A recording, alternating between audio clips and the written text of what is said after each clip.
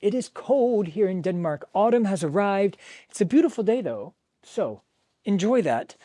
We will. We've got a lot to do this week. We need to cut back our perennials. That's step number 1. We've got some spring bulbs that we've ordered that should be here. I'm looking at you, Lars, today, maybe? Maybe today. We should definitely check our messages. Anyways, we've got some spring bulbs that should be here today or sometime this week, so they have to go in. But before we can really do that comfortably, we need to clean up some of the perennials that are just finished. Some of our salvia, our hostas, and things like that have to go. We need to cut back the ivy. We usually do it here at the end of the season. We cut the ivy with a good old hedge clipper. So we've got to get that taken care of. And also under the trampoline, we've been meaning to get rid of that. We have a really nice, Tepepillewood. yeah, I forgot the Latin name, Persicara. I think you're right. Yeah, anyway, we got to get rid of that. It's great ground cover, but it's really covered the ground a bit too much. So we got to get that under control. Then a few other things here. So we thought we would bring you along this whole week as we get our garden ready for the seasons to come. Let's get to it. So we're putting out all of our salvia. We have a purple one up there, some more in the back. They've been really great. This is their second flowering that you're seeing here, but they're done. They gotta go. We got some hostas that have to go too. We have to be really careful. We have a really sort of wet ground, a really wet garden. As we've mentioned before, we're on a slight slope. So if we leave something like the hostas in the pots and things like that, it's really easy for slugs and snails to sort of find that overgrown wet piece of plant and grow and really enjoy that. So we got to cut everything back. Plus, then we'll have room to see where we should plant all of our spring bulbs. So, if you don't mind, Lars, put down the camera. Okay, I'll try. Maybe you should show them how far down you take it back. Okay, so, and all I'm doing, I grab a handful and I just clip. Right down. So a little bit like a little bit above the ground, because it might get a little bit of frost, so it still have. Yes, this helps sort of protect the base of the plant, and we know where it was. When we come back to the spring, or when we get to the spring next year, we can always cut it down even further if we need. But this way, especially when we start to plant our bulbs here in the next couple of days or week, hopefully we're waiting on the ground to get a certain temperature, around 10 degrees Celsius. Anyway, this way we'll know where something is, and we can sort of plant bulbs around it or in relationship to that. If we cut it all the way back to just the dirt, we're not really going to know, and then it's going to hurt our very organized garden.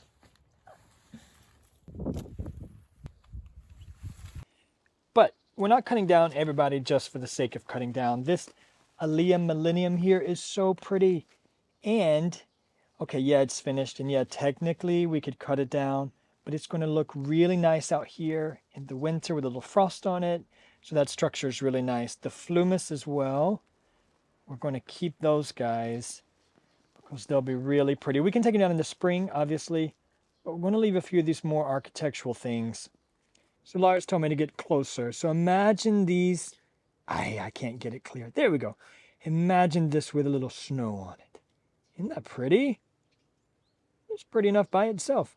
I think all the seeds have gone, but that's going to be really nice. Okay, so just as I thought we were finished with the Phlomis, I thought we had filmed it, we could move on.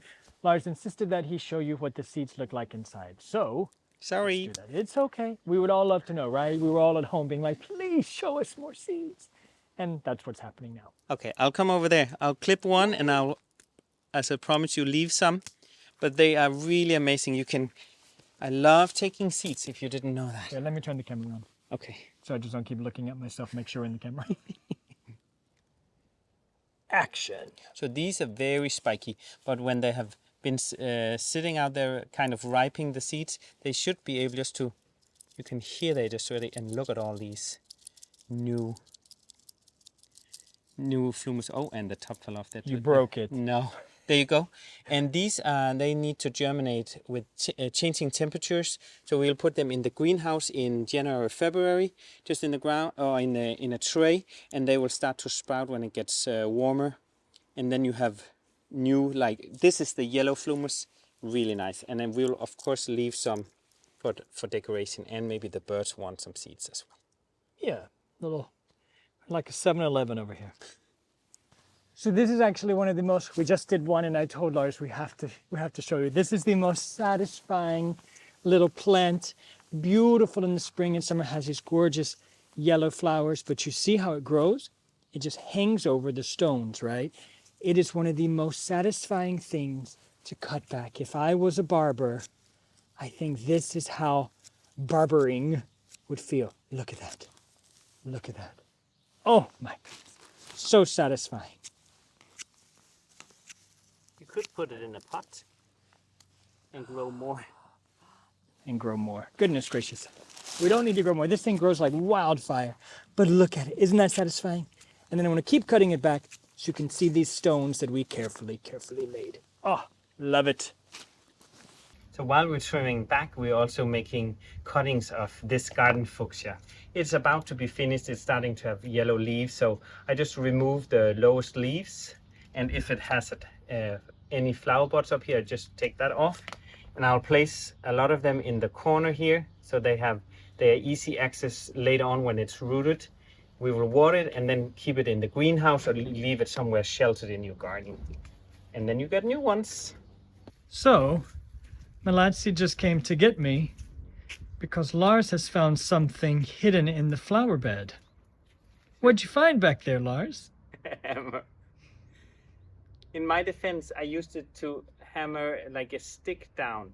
But I've been looking for this, or you have been looking for this everywhere. This, not that y'all want to hear us argue, but this is my hammer in my little toolbox. It doesn't have your name on it. Well, yeah, maybe it rusted off. It's really rusty. Wipe off the mud. Look at almost. And I could not find the hammer, and Lars said for sure he didn't take it to work, so, you know, I guess we just lost it.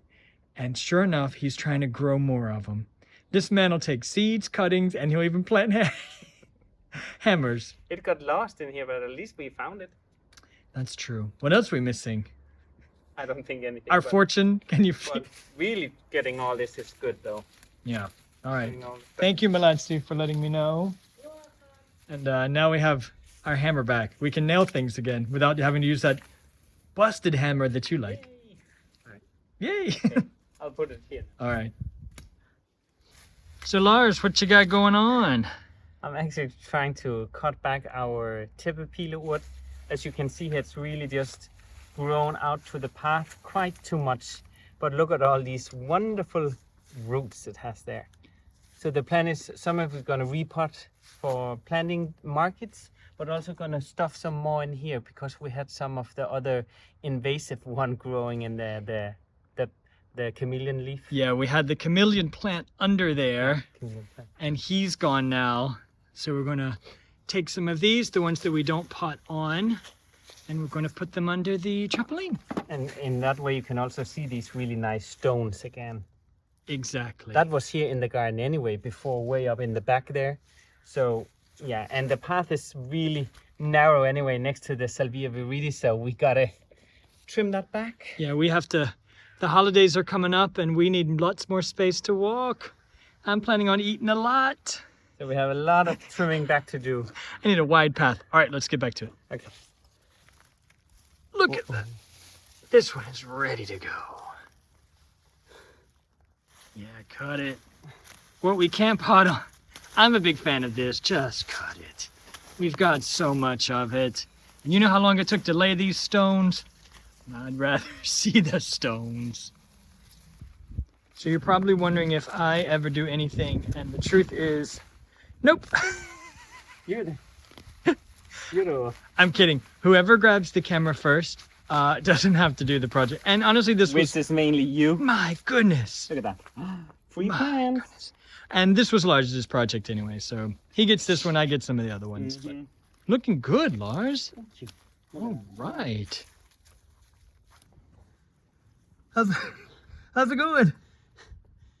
It's going. I'm just trying to fill out these empty spots with this tepepile wood. That's a good idea. And no one is jumping today. And we have tried unsuccessfully this weekend to talk Malatsi out of having the trampoline, so. Maybe another season, but it's getting old though, so I don't know. And I am going all Spielberg and laying on the ground. Let me get up. So we started cutting down some of the perennials, and one of them is our beloved Liatris. Now this one we're not taking seeds of. We have taken seeds of plenty of them, so don't worry, Lars, you cannot feel bad. We have plenty of seeds. This one we're going to cut all the way down, not save the seeds, just what we're going to do. We're not going to cut it all the way, that way we know where it is. So next year, as we mentioned, this is a new flower bed. We're going to very quickly forget what's what. So what I'm going to do is I'm going to cut off the seed head first, this top. I'm going to turn it upside down into my bucket. Now, one thing I don't want to do, then I'll keep on clipping this guy down, right? Totally no problem. What I want to be careful of, or what we found, if I was to go ahead and cut this where I wanted it to go, the chances of this shaking and letting all of these seeds loose into our garden is pretty high. So we can either cut it in sections or cut right underneath the seed head very carefully so it doesn't shake and let seeds everywhere, and then drop it in. That's our super clever tip to cutting down Liatris. So if you need any seeds, you have about 10 minutes to come by and get them before it's gone. Otherwise, I'm sure Lars has collected plenty. All right, let me get back to it. So if you'll come a little bit, excuse me for being so violent, if you'll come a little bit closer, I'll show you some of these seeds. So if you are a seed collector, look at this, it's going to drive you crazy. And please don't judge my fingernails, I'm a nail biter, but look at these seeds. Are you kidding? Look at what the good Lord has blessed this plant with. Look at all those seeds. So these are potentially new plants. Each one of these is potentially a new plant, right? Or if the wind doesn't stop blowing, we're going to have a bunch of these new plants. But so that's what we're doing. If you'd like to collect them, we have already. We've collected plenty. We keep them in a dry coffee filter. I don't know why I said a dry coffee filter. What other kind of coffee? A fresh, brand new coffee filter.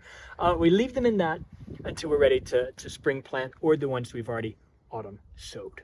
So there we go. So believe it or not, under this ivy there's a fence.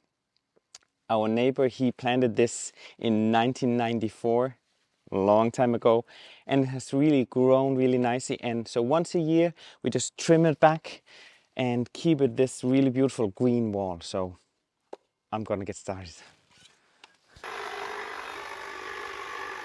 So when I'm trimming the ivy, I always start with the top first, and then we started on the side, and we really trim all the way back. Don't be afraid of taking too much off. It looks really bare here in the first few days, but ivy really comes back from the new growth, and it will quickly be green again. And it is evergreen also in the winter, so you have something nice to look at. But do trim it all the way back, because then we also have more space here in the back, and it was going to look really nice really quickly again. I'll get started again.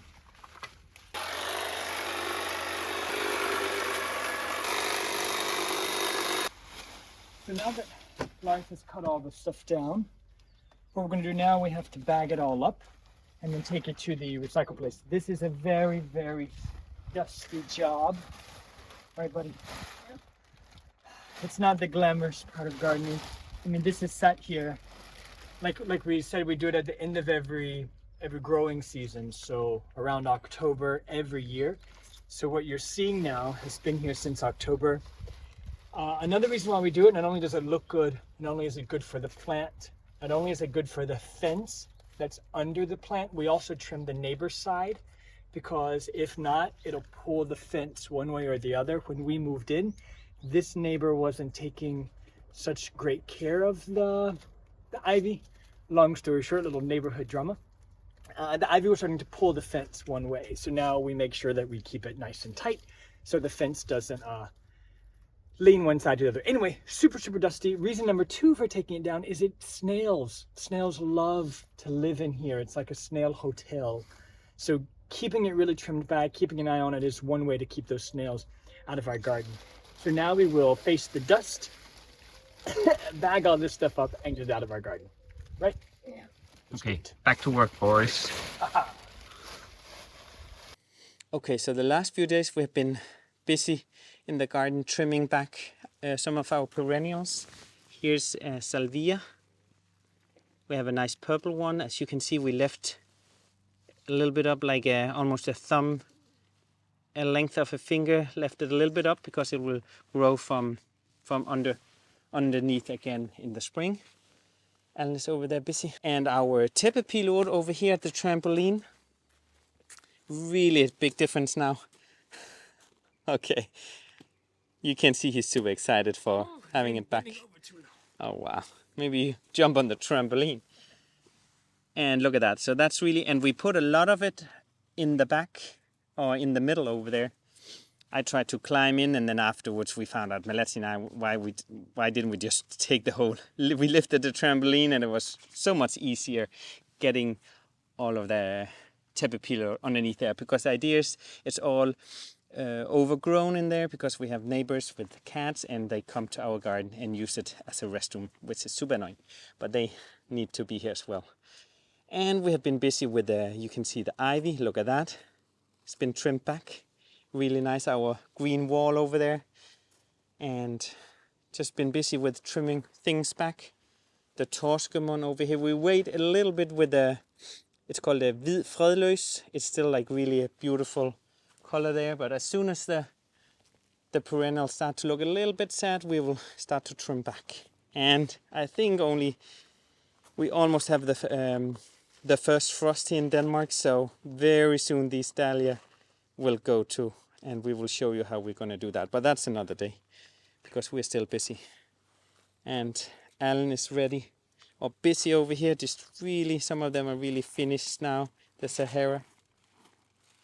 And some other Salvia that was here, we trimmed those back. Looks a little bit sad now, but we need to have the space because we have, since this is a new flower bed, we have no spring bulbs here, like tulips, and a lot of other early coming spring bulbs. So we want to have lots of colors here, so we're going to put those in groups. We're going to show you, but first now we need to make space for all these spring bulbs. So that was the week. We've cut down lots and lots of stuff. We've moved some stuff. Like, where am I? We moved a few perennials. We got rid of a whole bunch of crocosmia that were just sort of in the way. We're moving some other things around, some of those seedlings, we've moved those, and that's self-sowed, yeah. Yeah, a lot of self-sowing, and cut back a lot of stuff. Found a lot of snails that were hiding, so we got to think of a battle plan for next year. And you were all nervous about the snails. Man, the snails are everywhere, and our bulbs arrived. Yay! Look at that. So we started off the week not knowing, and now we've got this box, another box down here, and another order on the way. We've got lots of stuff to do with our bulbs, so yeah.